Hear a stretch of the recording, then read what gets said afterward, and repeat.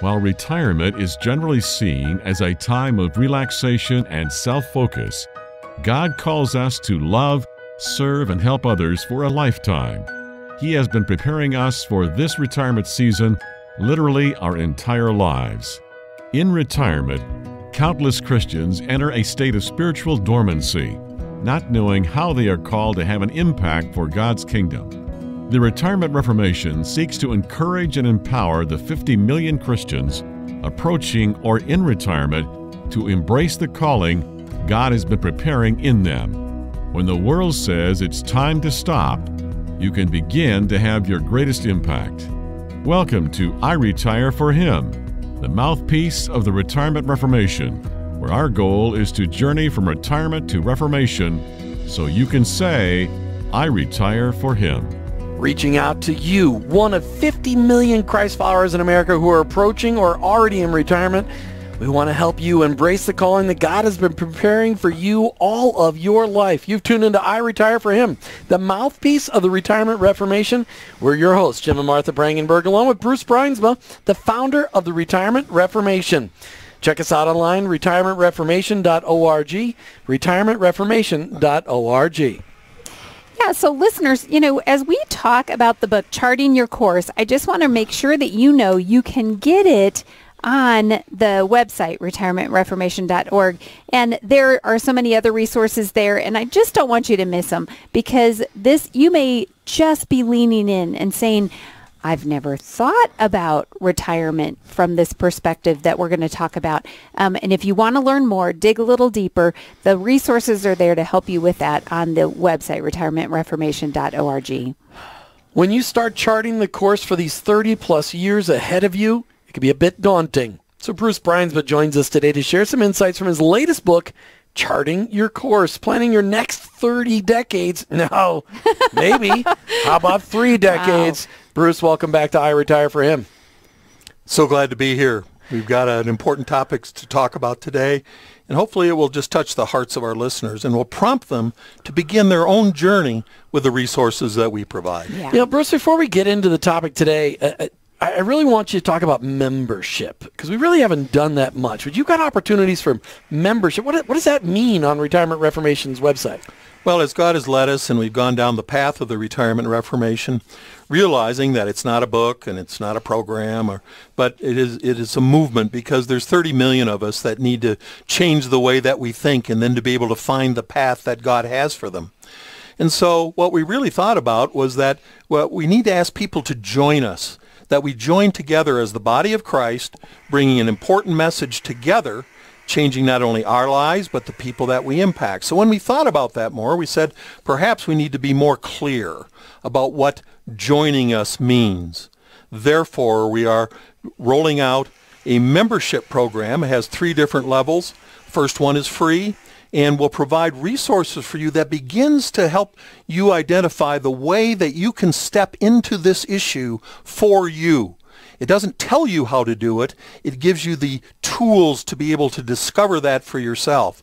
The second stage will simply provide more tools and more connectivity, and the third stage will provide even more. And so, depending upon how you are responding emotionally and situationally, you will join us and be able to grow together and to be able to spread the word, the movement of the Retirement Reformation.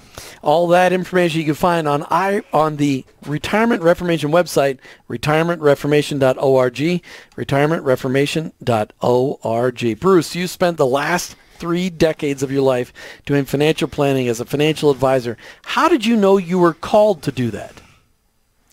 There's a couple of ways that I think callings show up. There's obviously the experience of Paul, where you get knocked off your horse and turn blind. And blinded by the light. And boy, you really, really get that message. Sometimes it's just growing in experience. What I've learned over my lifetime is that when there is a unique opportunity or an idea that comes in front of me, what God wants me to do is to take a first step into it, then to listen very carefully, and He will either shut the door or open the door. And if He opens the door, take the next step. And when He shuts the door, that is, when He opens the door, take the next step. And so a way of thinking of a journey, but with those different stations of evaluation, if you wish. And so for me, a whole series, God is always, he's been so kind and so generous that in most of the transition points in my life, and there have probably been 6 or 7 major transition points in my life, I've always prayed, God, please don't make it gray. Make it black or white for me so that I'm a Dutchman, I'm hard-headed, and I need to get it. And the way I get it best is if you'll make it either black or white for me. And he has been so kind to do that. Now, I have some very hurt fingers for keeping my fingers in the door when he was shutting it. Slamming it. Oh my goodness. That was painful. But the benefit that comes of that is that it was very clear to me that that was not the pathway. So take that and apply that to retirement. I mean, because really we're just trying to decide, are we going to retire or not? But you're saying it's a little bit more than that. Absolutely, it is more than that. Those decision points and the journey that you are on, the path that you are to take, one of those important points in your life is that transition to what we call retirement, or one of the 3 stages in it. And each one, God has that unique plan for you. And I think the process that I described is applicable whether you're 20 or 30 or 60 or 90. What is the opportunity in front of you? What is the need? What brings you passion? What do you cry about? What need is it right in front of you? And then to be able to take a step into that, pause for a moment, listen and see what God is saying and pray for wisdom, and then take that next step. I don't think it's something that happens just in retirement. It's a process that can happen at all the different key stages in our lives. It just happens that when we get to retirement, it's a very obvious one where we need to make some decisions. So a lot of people listening, if they have not yet gotten into retirement, we can start practicing that a little bit more so that we're better at it and looking for where God is calling us. So how did you know that you were called to start the Retirement Reformation? It was based upon God bringing me the understanding of the need and how pained I was when I saw I don't know how to say it nicely, the waste in people's lives where they had skills and talents and abilities and experience, and they're not using them, and they're not happy about it anyway. They're spending all their time trying to figure out why leisure has meaning and purpose, when in fact they could find fulfillment. Say, well, that's strange. Matter of fact, I just took down off my wall. I've had this is what has really guided my life in principles, and there are 3 of them. It's first of all, love God. Secondly, spread the word. And the third is encourage others. So love God, spread the word, encourage others.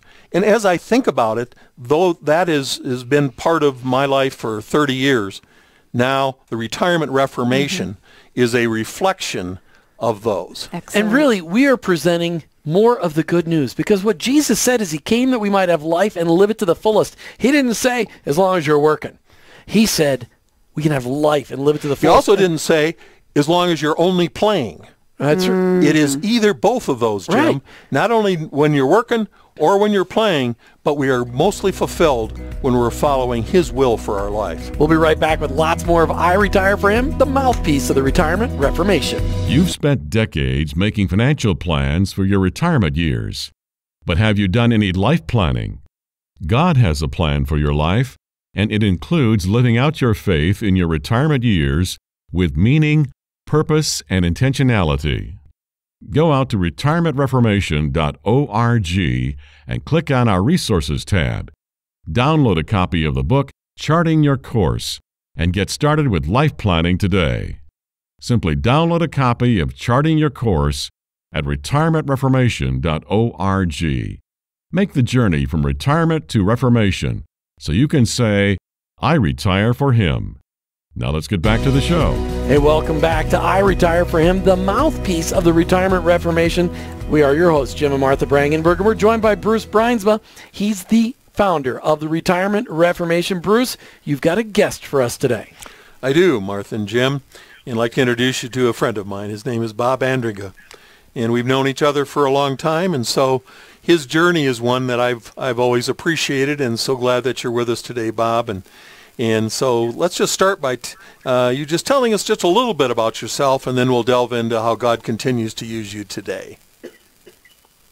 Okay, thank you, Bruce. I just got back from a long walk, and my heart was filled with gratitude to God as I was sort of rehearsing my career to this point.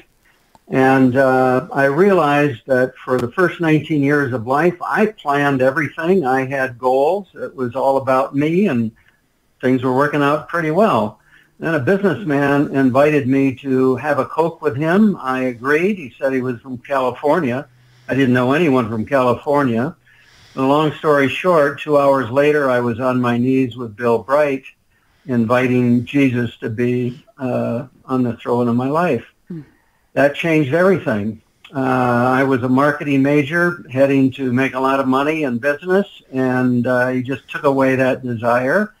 The president of the university invited me to a luncheon, and I sat with him, and he spoke, and I said, hey, I think I want to be like him. So later, he told me that if I wanted to be a college president, that I should have a PhD. I said, okay. So I stayed at Michigan State for a PhD in higher education. Then I had 2 years in the military, and I thought I'd be going to Vietnam for sure. But because I had a PhD in higher ed, I went to a graduate school in Washington, D.C. for senior officers. Fabulous. Because I was in Washington, I got involved in the prayer breakfast movement. And because of that, a congressman called me one day and said, Bob, I understand you have a PhD in higher ed. We're going to rewrite the Higher Education Act. Would you come up on the Hill and help us? I thought, that's crazy. I'm supposed to go back to a campus. But I did. Enjoyed 7 years on the Hill, helped write what's now known as the Pell Grant. And because I had a good relationship for 7 years with Al Quie of Minnesota, when he decided to run for governor, I thought, now I'll go back to campus. But he invited us to move, and on a 24-hour notice, we were on our way to Minnesota to manage a campaign, which I knew nothing about. But the Lord went before us, and Al Quie won. He was governor, and so here I was in the governor's office developing strategy for education. And a couple of years later, I got a call inviting me to be CEO of the Education Commission of the States, which works for all of the governors and legislatures in education. So I'm thinking already, gee, if I hadn't been on the Hill and then I hadn't worked at the state level, I would have never gotten that offer. Lord, you're very creative. And when I left there, I wanted to do some kingdom work. And so I said, I'd like to work with CEOs in nonprofit organizations. And a couple stepped up and retained me, and that was in 1985. I've been consulting ever since, off and on. And because I consulted with several Christian colleges, I got a call out of the blue in 94 saying, Bob, you know our schools, and you know Washington, and you know the state level, so we'd like you to come and be president of the Council for Christian Colleges and Universities. Well, that had never crossed my mind. But a few months later, we're on our way back to Washington. And I'm just thinking, you know, Lord, this is nothing that I planned, but I wouldn't trade a year of it. And that's just continued on and on and on, always learning new things. This morning I learned how to be a barber. Sue, I think you know, Bruce has breast cancer, and right. She's in chemo, and all of her hair started falling out. So I got some clippers, and she said I did a pretty good job. So here I'm still learning something new. That's a long story. Well, it is, but what a wonderful story, and I think it's just such a great example, and I'm so glad that you shared that. Because the challenge that so many of our listeners have, and so many people that are approaching retirement or in it, say, you know, I'm not sure what it is that I'm supposed to be doing. And you are just such a great example of taking the next step, that God provides. So as you then transition, Bob, from ministry executive and leader to a quote-unquote retiree in Phoenix.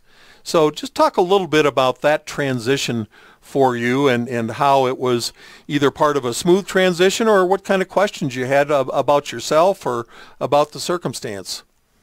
Well, by then we were learning that the Lord does guide our path, and he does have a purpose in mind, even though we might not see it. Well, we were on vacation in Phoenix, saw an ad in a newspaper for a new community called Anthem. We thought, let's go up there just for kicks.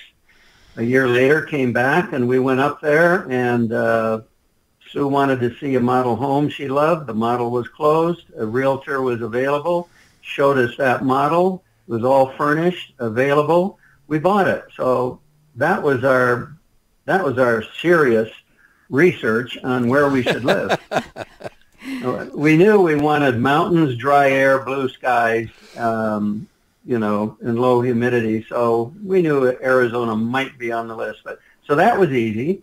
And then, because I had worked with, by then, well over 100 parachurch ministries, they knew I left Washington, and I just started getting calls. Could I help on some governance issues with them? I was right back in consulting within 30 days. So the transition was really easy. And I had to ask myself, Lord, am I going back to consulting?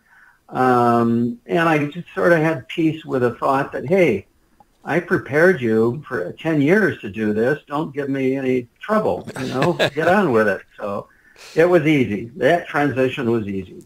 Well, it's just such a blessing to be able to hear your story. We have, there are various stories that come out because all of our listeners and each one of us has a unique life journey and a unique life pathway, and trying to figure out what that is for so many of our listeners. That's why I wrote the book that we're talking about, Charting Your Course.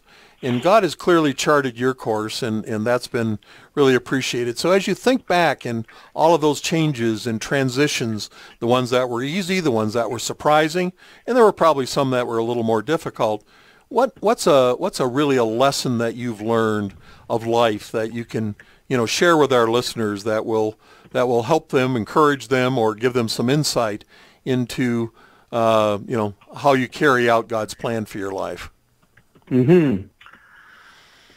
Well, I had worked for myself for 10 years prior to the 12 years at the Council for Christian Colleges and Universities. So I broke through that barrier, which some people have who've worked for other people all their lives. So I knew that the uncertainties of being a consultant and, what kind of income flow is that going to provide our needs or what, I knew that would be something I could do. So today I've recommended to many people who are a couple years from retirement, if they have the skills and the knowledge, which they do, I encourage them to start consulting a little bit on the side. Just do a few things and test it out so they know when they do leave a full-time salaried position, they'll know whether they could work for themselves. The second surprise I had, because I was sort of handling this transition okay, is I joined the golf club where we lived and played maybe 3 times a week. And usually I'm playing with retirees of large corporations. And I asked them, how do you stay in touch with your colleagues? And they looked at me with a blank stare like, what? I don't. The day I left, that was it. So what do? They play golf in the morning, go home, soak in the pool, take a nap, go out to dinner, come home, go to bed, get up, have an early tea time, and repeat it. And after a while, they were just bored to tears. They were aimless. I would talk to them. They sort of lost their identity. They lost their purpose in life. And so, as you have, Bruce, many of these guys, we have to remind them, there's nothing in the Bible that says we're supposed to retire from work. Work was given to us by God. Anything you do in his name within the boundaries that we understand from his word, that's ministry.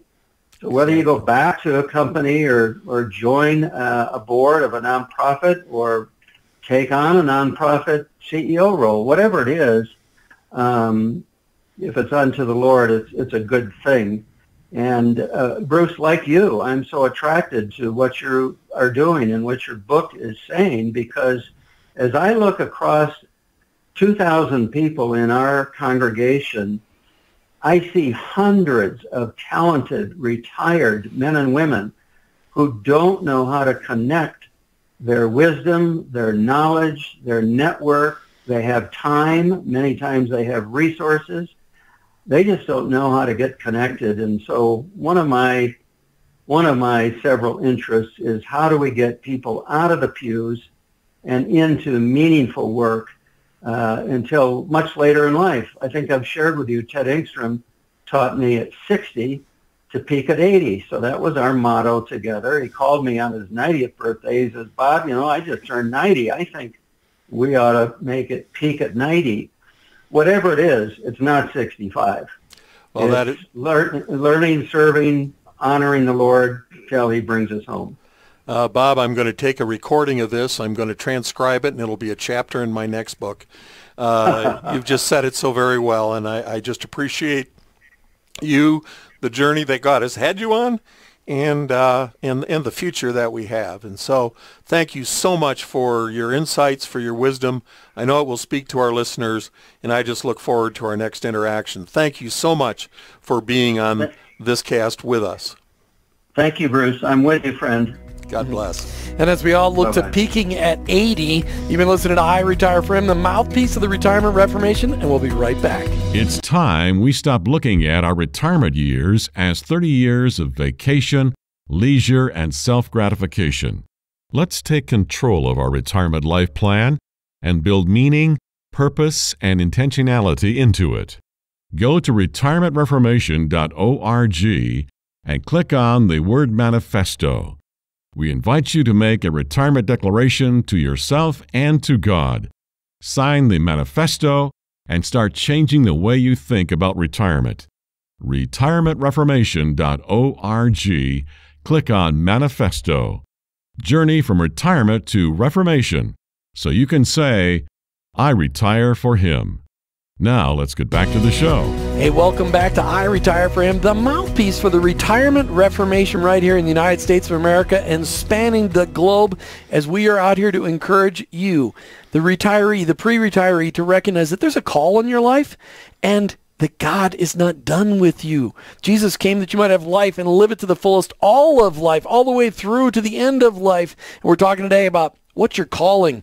Bruce, we may have people listening today that are new to faith in Christ. They came to faith in Christ maybe right after they retired. In fact, I was in a Bible study with a guy that after he retired, he was 67 years old. That's when he met Jesus. So it's not too late to get started in our faith walk no matter when we start, but talk to those retirees that may be really very new in their faith, or maybe they never got a chance to grow in their faith much in their adult years. Talk to them and encourage them that it's not over, that there's lots ahead. One of the most exciting things that can happen in your life is to know Jesus as your personal Savior. When that happens, one of the supernatural things that God provides for us, He changes us at that point. And that is a point of new beginning. And it doesn't matter whether you were 7 years old when you met Jesus, or you're 67 years old, or you're 77 years old. Whenever that happens, that is a point of new beginning. And that point of new beginning has a whole series of characteristics that are associated with it. A recognition and a reception of spiritual gifts that go beyond your natural talents and abilities. So your spiritual gifts. Those spiritual gifts then are part of that process is then to be able to experience what God had planned for you long before you knew Him. That at 67, in your example, at 67 would be that new beginning, and there would be a call, and all of the things that we're talking about, the messaging, the transforming of our mind, the fact that we're called to bear fruit, and fruit that will last. Whenever it is that we encounter Jesus, that encounter has within it the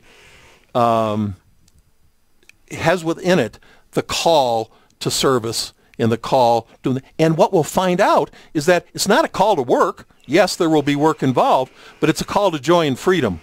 Wow, what a blessing that we have. Joy and freedom. Joy and freedom. That's appealing to anybody, I think, that might be listening. You say that in our retirement years, we have an unprecedented opportunity to hear about the calling that God has for us. Talk about that. I think as we know Jesus and at these points of transition, when we are listening carefully, when we're in the Word, when we're prayer, that God will bring to us an unprecedented opportunity to be able to see through His eyes the needs of His people and our world. And His heart beats for those. Christ died for all of us.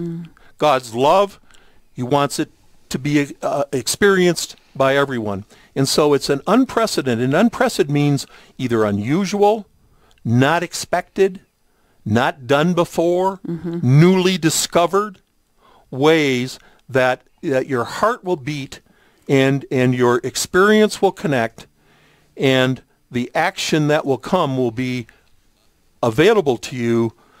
Then in the power of the Holy Spirit, the next thing to do is to step into that action plan.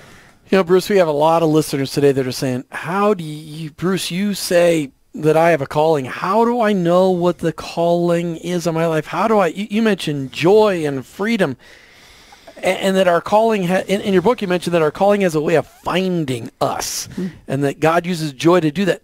How do I know what the call is on my life? Especially as I've just given up what I've known for 40 years. I'm just retiring, and I don't know what I'm going to do. You know, it's interesting. Jesus' disciples asked him that same question. How do we know?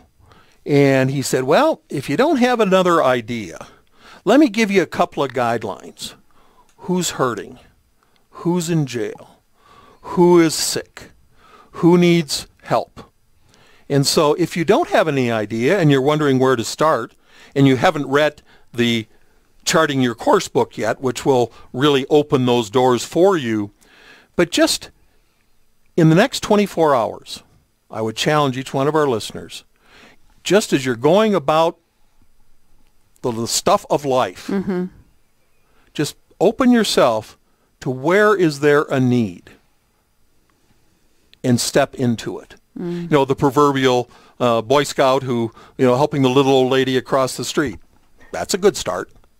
Wherever it is, because I think we also, we don't have enough experience identifying needs and stepping into them. And so it's something that we can hear about intellectually. Now we need to practice it. And you can practice in very simple ways, and that can lead to much greater ways.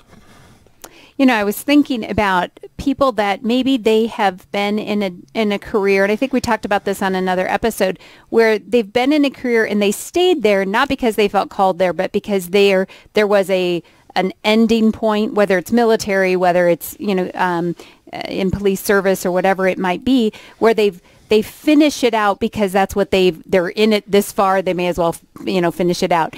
So what about those people who maybe they can't continue in anything close to what they were doing before, or they just didn't feel called to it in their life? How do they then think differently? How do they, you said, it can start with helping a lady across the street, but what would it be, what another step for them? Another step, again, as you open yourself up and you see a need and you step into it, one of the things that happens is that you will feel different. Oh.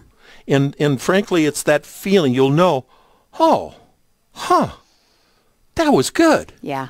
And so whatever the passion was that introduced you into that opportunity, And the feeling that comes as a result of it reinforces then a next step.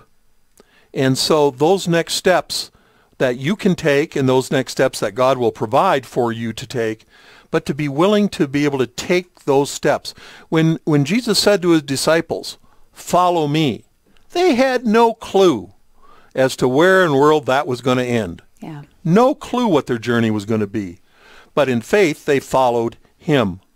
Well, this has somewhat that same feel to it. In faith, follow him. And when you talk about that joy, that passion, if you are a listener or trying to figure out, well, what is that for me?